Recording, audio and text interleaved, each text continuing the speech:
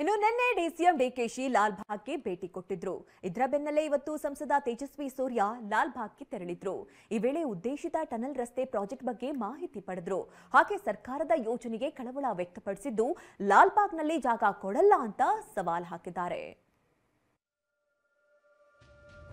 Tunnel ಇಲ್ಲದೆ ಬೆಂಗಳೂರಿಗೆ solution ಇಲ್ಲ. ಲಾಲ್ ಬಾಗ್ನ 6 ಇಂಚು ಜಾಗವನ್ನ ರಾಜ್ಯ ಸರ್ಕಾರ ಈ ಟನಲ್ ಪ್ರಾಜೆಕ್ಟ್ಗೆ ತಗೊಳ್ಳೋದಕ್ಕೆ ನಾವು ಬಿಡೋದಿಲ್ಲ. ಟನಲ್ ರಸ್ತೆ ಬೆಂಗಳೂರಿನ ಟ್ರಾಫಿಕ್ ತಗ್ಗಿಸಬೇಕು ಅಂತ ರಾಜ್ಯ ಸರ್ಕಾರ ಕೈಗೊಂಡಿರುವ ಯೋಜನೆ. ಡಿಸಿಎಂ ಡಿಕೆ ಅವರ ಕನಸಿನ ಯೋಜನೆ ಕೂಡ ಹೌದು. ಹೆಬ್ಬಾಳದಿಂದ ಸಿಲ್ಕ್ ಬೋರ್ಡ್ ವರೆಗೆ 16.74 ಕಿಲೋಮೀಟರ್ ಉದ್ದದ ಟನಲ್ ರಸ್ತೆ ಇದಾಗಿದೆ. ಆದ್ರೆ ಈ ಟನಲ್ ರಸ್ತೆಗೆ ಲಾಲ್ ಬಾಗ್ನ 6 ಎಕರೆ ಪ್ರದೇಶ ಹೋಗುತ್ತೆ ಅನ್ನೋದು ಈಗ ಕಳವಳಕ್ಕೆ ಕಾರಣವಾಗಿದೆ. ನಿನ್ನೆ ಲಾಲ್ ಬಾಗ್ಗೆ ಬಂದಿದ್ದ ಡಿಕೆ ಎದುರು ಜನರು ಇದೇ ಆತಂಕ ವ್ಯಕ್ತಪಡಿಸಿದ್ರು. ಟನಲ್ ರಸ್ತೆಗೆ ಲಾಲ್ ಬಾಗ್ನ ಜಾಗ ತಗೋಬೇಡಿ ಅಂತ ಮನವಿ ಮಾಡಿದ್ರು. ಡಿಕೆಶಿ ಕೂಡ ನನಗೂ ಒಂದು ಮರ ಕಡಿಯೋದಕ್ಕೂ ಇಷ್ಟ ಇಲ್ಲ, ಸ್ಥಳ ಪರಿಶೀಲನೆ ಬಳಿಕ ನಿರ್ಧಾರ ಕೈಗೊಳ್ಳುತ್ತೀವಿ ಅಂತ ಹೇಳಿದ್ರು.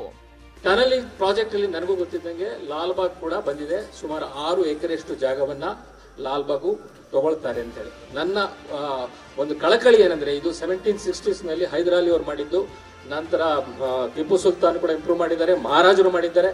ಇಲ್ಲಿ ಮರಿಗೌಡರು ಇದನ್ನು ಮಾಡಿದ್ರು. ಮತ್ತು ಕ್ರಂಬಿಗಲ್ ಅಂತ ಒಬ್ಬ ಇಂಗ್ಲೆಂಡ್ನವರು ಬಂದವರು 20 ವರ್ಷ ಇದನ್ನು ಡೆವಲಪ್ ಮಾಡಿದ್ದಾರೆ. ಸ್ಮಾಲ್ ಏನು ಈ ಜಾಗ ಹಿಸ್ಟಾರಿಕ್ ಒಂದು ಮರನೂ ಕೂಡ ನನ್ಗೆ ಹಾಳು ಮಾಡಕ್ ನಂಗೆ ಇಷ್ಟ ಇಲ್ಲ. ನಾನು ಹಳ್ಳಿಲಿ ಬೆಳೆದು ಮಹಾಪೋಖ್ಯ. ಆದ್ರೆ ಕೆಲವು ಸಂದರ್ಭದಲ್ಲಿ ವಿಧಿ ಇಲ್ಲದೆ ಕೆಲವು ಸಂದರ್ಭದಲ್ಲಿ ಕೆಲವು ಡಿಸಿಷನ್ಸ್ ತಗೊಳ್ಬೇಕಾಗ್ತದೆ. ಬಟ್ ಈಗ ನಾನು ನೋಡಿ ಸ್ಪಾಟ್ ನೋಡಿ ನಾನು ಡಿಸಿಷನ್ ತಗೊಳ್ತೀನಿ. ಟನಲ್ ಇಲ್ಲದೆ ಬೆಂಗಳೂರಿಗೆ ಸೊಲ್ಯೂಷನ್ ಇಲ್ಲ. ವಿಷಯ ಅಂದ್ರೆ ನಿನ್ನೆ ಬೆಂಗಳೂರು ನಡಿಗೆ ಹೆಸರಲ್ಲಿ ಲಾಲ್ ಬಾಗ್ಗೆ ಡಿಸಿಎಂ ಬಂದ್ ಹೋಗಿದ್ರು. ಇದರ ಬೆನ್ನಲ್ಲೇ ಇವತ್ತು ಸಂಸದ ತೇಜಸ್ವಿ ಸೂರ್ಯ ಲಾಲ್ ಬಾಗ್ಗೆ ಭೇಟಿ ಕೊಟ್ಟಿದ್ರು. ಲಾಲ್ ಬಾಗ್ನಲ್ಲಿ ನಡಿಗೆದಾರರ ಜೊತೆ ತೇಜಸ್ವಿ ಸೂರ್ಯ ಚರ್ಚೆ. 6 ಎಕರೆಯಲ್ಲ 6 ಇಂಚು ಜಾಗವನ್ನು ಬಿಡಲ್ಲ ಎಂದು ಪಟ್ಟು. ಹೌದು, ಜಿಯೋಲಾಜಿಕಲ್ ಸರ್ವೆ ಅಧಿಕಾರಿಗಳ ಸಮೇತ ಲಾಲ್ ಬಾಗ್ಗೆ ಸಂಸದ ತೇಜಸ್ವಿ ಸೂರ್ಯ ಬೆಳಗ್ಗೆ ಭೇಟಿ ಕೊಟ್ಟಿದ್ರು. ಟನಲ್ ಪ್ರಾಜೆಕ್ಟ್ನ ನೀಲನಕ್ಷೆ ಹಿಡಿದು ಅಧಿಕಾರಿಗಳ ಜೊತೆ ಚರ್ಚಿಸಿದ್ರು. ಈ ವೇಳೆ ಮಾಹಿತಿ ನೀಡಲು ಜಿಬಿಎ ಅಧಿಕಾರಿಗಳು ತಡಬಡಾಯಿಸಿದ್ರು. ಲಾಲ್ಬಾಗ್ ವಾಕರ್ಸ್ ಅಸೋಸಿಯೇಷನ್ ಅವರು ಜಿಬಿಎ ಅಧಿಕಾರಿ ಪ್ರಹ್ಲಾದ್ರನ್ನ ತರಾಟೆಗೆ ತೆಗೆದುಕೊಂಡ್ರು.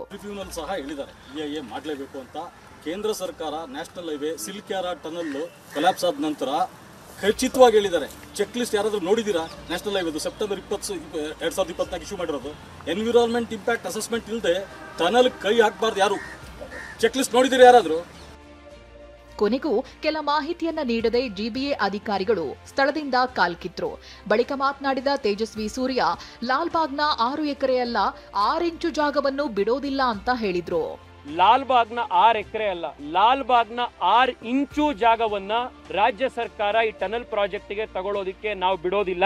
100% ಇದು. ಲಾಲ್ ಬಾಗ್ ನಮ್ಮ ಬೆಂಗಳೂರಿನ ಆಸ್ತಿ. 6 ಎಕರೆ ಅಲ್ಲ 6 ಇಂಚು ಕೂಡ ಲಾಲ್ ಬಾಗ್ ಅನ್ನ ರಾಜ್ಯ ಸರ್ಕಾರ ಕಸಿದಲ್ಲೇ ಇರೋ ರೀತಿ ನಾವು ಹೋರಾಡ್ತೀವಿ. ಇನ್ನು ಲಾಲ್ ಬಾಗ್ನಲ್ಲಿ ಸುರಂಗ ರಸ್ತೆ ನಿರ್ಮಾಣದ ಬಗ್ಗೆ ಟ್ವಿಟರ್ನಲ್ಲಿ ತೇಜಸ್ವಿ ಸೂರ್ಯ ಕೆಲವೊಂದು ಆತಂಕವನ್ನ ಹೊರಹಾಕಿದ್ದಾರೆ. ಲಾಲ್ಬಾಗ್ ಕೆಳಗೆ ಸುರಂಗ ಮಾರ್ಗ ಕೊರೆತಕ್ಕೆ ಸಂಸದರು ಕಳವಳ ವ್ಯಕ್ತಪಡಿಸಿದ್ದಾರೆ. ಲಾಲ್ಬಾಗ್ನಲ್ಲಿರುವ 300 ಕೋಟಿ ವರ್ಷದಷ್ಟು ಹಳೆಯದಾದ ಬಂಡೆ ಕೆಳಗೆ ಟನಲ್ ರಸ್ತೆ ಹಾದು ಹೋಗಲಿದೆ. ಪೆನಿನ್ಸುಲರ್ ಗ್ನಾಯ್ಸ್ ಬಂಡೆಯ ಕೆಳಗೆ ನೇರವಾಗಿ ಸುರಂಗ ಹೋಗುತ್ತದೆ.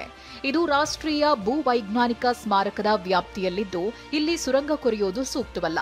ಇದು ಪರಿಸರ ಮತ್ತು ಭೂವೈಜ್ಞಾನಿಕ ದೃಷ್ಟಿಯಿಂದ ಇದು ಅಪಾಯಕಾರಿಯೂ ಹೌದು. ಇನ್ನು ಸುರಂಗ ಮಾರ್ಗದ ಡಿಪಿಆರ್ ಮತ್ತು ಕಾರ್ಯಸಾಧ್ಯತೆ ಅಧ್ಯಯನವೇ ಅವೈಜ್ಞಾನಿಕವಾಗಿದೆ. ನೈಜ ಕಳಕಳಿ ತಳ್ಳಿ ಹಾಕಲು ಅಸ್ಪಷ್ಟ ಸೈದ್ಧಾಂತಿಕ ನೆಪ ಬಳಸಲಾಗ್ತಿದೆ. ಆತಂಕಕಾರಿ ಅಂದ್ರೆ ಡಿಪಿಆರ್ನಲ್ಲಿ ಲಾಲ್ಬಾಗ್ನ ಒಳಗೆ ವಾಣಿಜ್ಯ ಸಂಕೀರ್ಣದ ಪ್ರಸ್ತಾಪ ಇದೆ. ಹೀಗಾಗಿ ಸುರಂಗ ರಸ್ತೆಯಲ್ಲಿ ಲಾಲ್ಬಾಗ್ ಮೇಲಿನ ಸಂಭಾವ್ಯ ಪರಿಣಾಮದ ಕುರಿತು ಸ್ವತಂತ್ರ ಅಧ್ಯಯನ ನಡೆಸಲು ಭಾರತೀಯ ಭೂವೈಜ್ಞಾನಿಕ ಸರ್ವೇಕ್ಷಣಾ ಇಲಾಖೆಗೆ ನಿರ್ದೇಶನ ನೀಡಿದ್ದೇನೆಂದು ಸಂಸದರು ಟ್ವೀಟ್ ಮೂಲಕ ಮಾಹಿತಿ ನೀಡಿದ್ದಾರೆ. ಏನೇ ಹೇಳಿ, ಬೆಂಗಳೂರಿನ ಶ್ವಾಸಕೋಶ ಅಂತಾನೆ ಕರೆಸಿಕೊಳ್ಳುವ ಲಾಲ್ ಬಾಗ್ಗೆ ಕೊಡಲಿ ಪೆಟ್ಟು ಬೀಳುತ್ತೆ ಅನ್ನೋದು ಬೆಂಗಳೂರಿಗರಿಗೆ ಕಳವಳಕಾರಿ ವಿಷಯ ನಿಜ. ಆದ್ರೆ ಸರ್ಕಾರ ಮುಂದೆ ಯಾವ ನಿರ್ಧಾರ ಕೈಗೊಳ್ಳುತ್ತೋ ಕಾದು ನೋಡಬೇಕು. ಮಾಲ್ತೇಶ್ ಜಗಿನ್, TV9 ಬೆಂಗಳೂರು.